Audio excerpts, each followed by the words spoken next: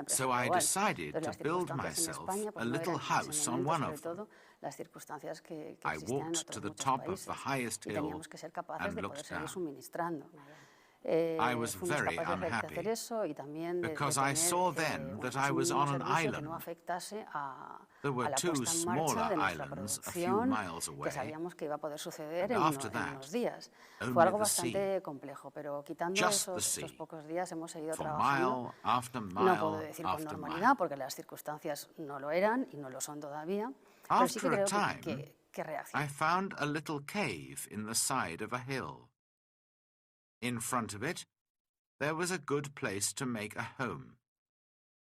So I used the ship's sails, rope, and pieces of wood. And after a lot of hard work, I had a very fine tent. The cave, at the back of my tent, was a good place to keep my food, and so I called it my kitchen. That night, I went to sleep in my new home. The next day, I thought about the possible dangers on the island. Were there wild animals?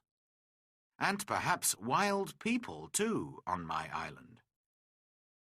I didn't know, but I was very afraid. So I decided to build a very strong fence. I cut down young trees and put them in the ground, in a half circle around the front of my tent. I used many of the ship's ropes, too, and in the end, my fence was as strong as a stone wall. Nobody could get over it, through it, or round it. Making tents and building fences is hard work. I needed many tools to help me. So I decided to go back to the ship again and get some more things. I went back 12 times, but soon after my 12th visit, there was another terrible storm. The next morning, when I looked out to sea, there was no ship. When I saw that, I was very unhappy. Why am I alive?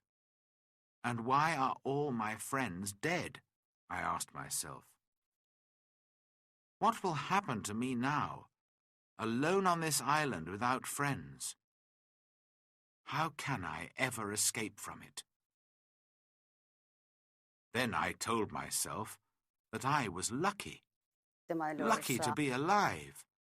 Lucky to have food and tools. Lucky to be young and strong. But I knew that my island was somewhere off the coast of South America. Ships did not often come down this coast, and I said to myself, I'm going to be on this island for a long time. So, on a long piece of wood, I cut these words. I came here on the 30th of September, 1659. After that, I decided to make a cut for each day. Chapter 5.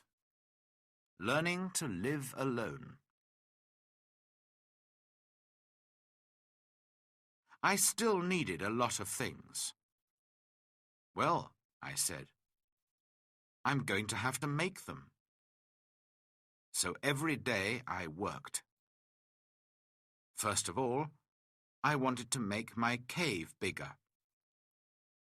I carried out stone from the cave, and after many days' hard work, I had a large cave in the side of the hill.